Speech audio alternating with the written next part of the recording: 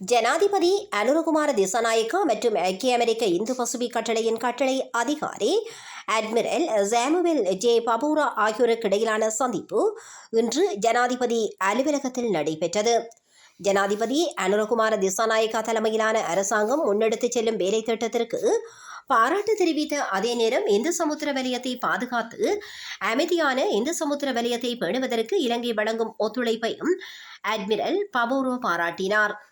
இலங்கை மற்றும் ஐக்கிய அமெரிக்காவிற்கிடையில் காணப்படும் வலுவான தொடர்புகளை தொடர்ச்சியாக முன்னெடுத்துச் செல்லவும் இலங்கை அரசாங்கத்தின் புதிய வேலை திட்டத்தை வெற்றிகரமாக்கிக் கொள்ளவும் தனது ஒத்துழைப்பை வழங்குவதாக அட்மிரல் ஜே பபூரோ தெரிவித்தார். இலங்கையின் பாதுகாப்புத்துறையின் மனிதவள அபிவிருத்திக்கு ஐக்கிய அமெரிக்காவினால் ஆரம்ப காலத்திலிருந்து இதுவரையில் வழங்கப்பட்டு வரும் ஒத்துழைப்புக்கு ஜனாதிபதி அனுரகுமார திசாநாயக்கா இதன்போது நன்றி தெரிவித்தார்.